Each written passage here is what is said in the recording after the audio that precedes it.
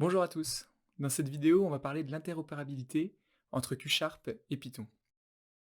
Et pour faire ça, on va s'appuyer sur un repo GitHub qui est le repo Microsoft/Quantum que vous pouvez trouver à cette URL. Donc, ce qu'on va faire, c'est qu'on va commencer par cloner ce repo. Donc, moi, j'utilise GitHub Desktop, mais il y a d'autres méthodes possibles.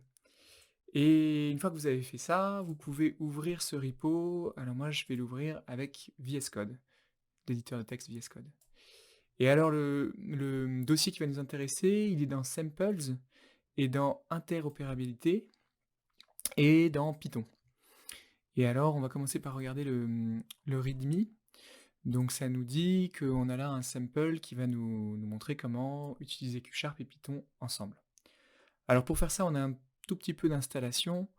Donc on va commencer déjà par aller effectivement dans le bon dossier.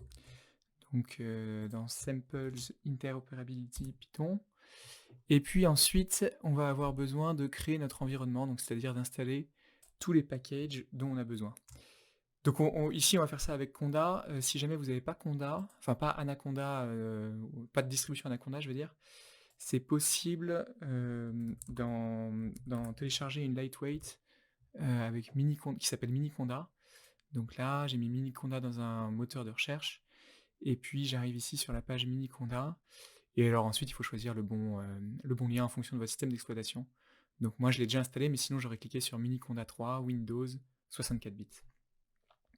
Voilà, donc maintenant qu'on a une distribution Anaconda, on va pouvoir installer l'environnement virtuel, donc c'est-à-dire tous les packages dont on a besoin.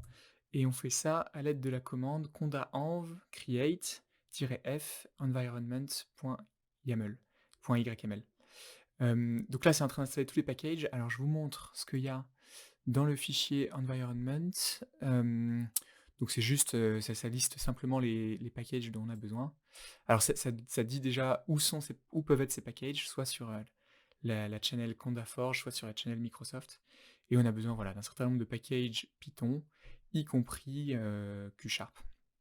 Alors, il est possible qu'il manque un point ici, et dans ce cas-là, vous allez avoir une erreur, donc il faut ajouter le point pour ne pas avoir d'erreur. Voilà, donc ça prend un petit peu de temps, et on voit que on a ensuite trois autres fichiers, donc opération.qsharp, un, un fichier en IPYNB, donc un fichier notebook, et puis un fichier de projet qu'on va pas regarder, python.csprojet. Donc nous, ce qui va le plus nous intéresser, c'est ce fichier python-qsharp-interop.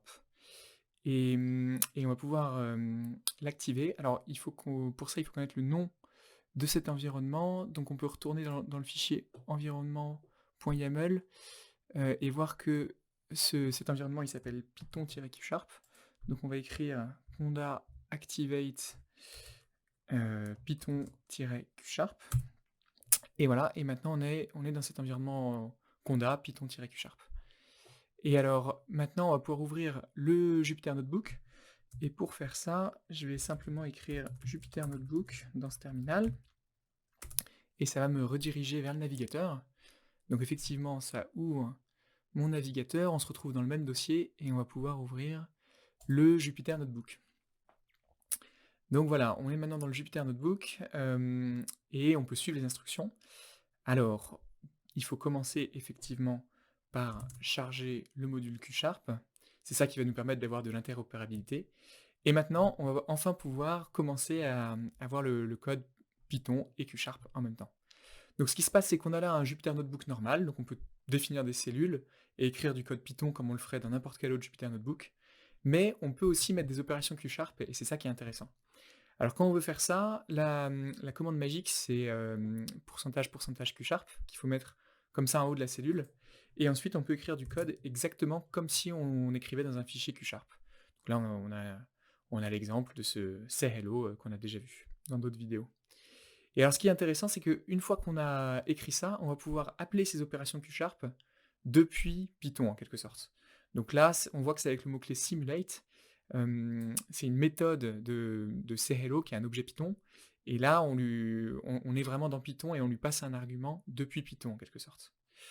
Donc on voit ici qu'on peut faire la même chose avec une fonction, peut passer des arguments qui sont des entiers, pas de problème, ça nous donne le bon résultat et bien sûr, pour que tout ça soit intéressant, on va aussi faire des choses qui utilisent de la mémoire quantique. Donc là, on voit qu'on peut tout à fait définir une opération. Donc vous savez peut-être qu'en Q#, tout ce qui n'utilise pas de mémoire quantique, on va appeler ça des fonctions, et ce qui au contraire utilise de la mémoire quantique, on va appeler ça des opérations. Donc là, vu on déclare un qubit, c'est effectivement une opération. Et donc là, depuis ce Jupyter Notebook, je vais pouvoir exécuter cette cellule. Maintenant, j'ai à ma disposition cette opération, et je vais pouvoir l'appeler depuis Python avec la méthode simulate. Et alors, comme dans une vidéo précédente, cette opération, ce qu'elle fait, c'est qu'elle renvoie un bit aléatoire qui va valoir parfois 0, parfois 1. Et voilà, là il se trouve qu'au bout de la 4e fois, il a fait 1. Alors, encore plus intéressant, si jamais maintenant on n'a pas envie d'écrire tout le code Q# dans ces cellules de notre notebook Jupyter, c'est aussi possible. Et c'est en fait ce qui est fait ici, en partie. C'est-à-dire que là, c'est effectivement du code Q# qu'on écrit dans cette cellule du Jupyter Notebook, mais on va appeler cette fonction qui n'est pas définie dans ce Jupyter Notebook. Et en fait, ce qui fait que ça va fonctionner, donc là je peux l'exécuter et vous allez voir que ça ne me renvoie pas de message d'erreur. Et en fait, ça vient du fait que dans le même dossier, on a, donc si on veut regarder le dossier, on y a accès ici, on a aussi défini un fichier Q#, donc .qs, et c'est dans ce fichier operations.qs que va être définie l'opération qui nous intéresse, donc prepare, belpair.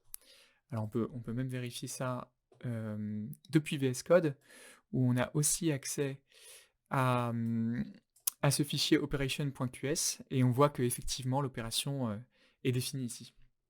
Donc voilà, donc c'est grâce à ça que on peut l'appeler depuis ce Jupyter Notebook. Donc on a vraiment une interopérabilité, y compris entre deux fichiers qui ont des extensions différentes. Alors pour vérifier que ça fonctionne, je l'appelle depuis Python avec Simulate, et effectivement, ça fonctionne bien. Voilà, donc ça termine cette vidéo. Je voulais vous montrer comment on a une interopérabilité entre Q# et Python, et en particulier entre Q# et un Jupyter Notebook. On peut à la fois écrire du code Q# dans une cellule du Jupyter Notebook, en mettant la commande magique pourcentage Q#, ou bien on peut appeler une opération ou une fonction qui est définie dans un fichier Q# qui est dans le même dossier, comme on l'a vu ici, en appelant l'opération qui était définie dans operations.qs. À bientôt!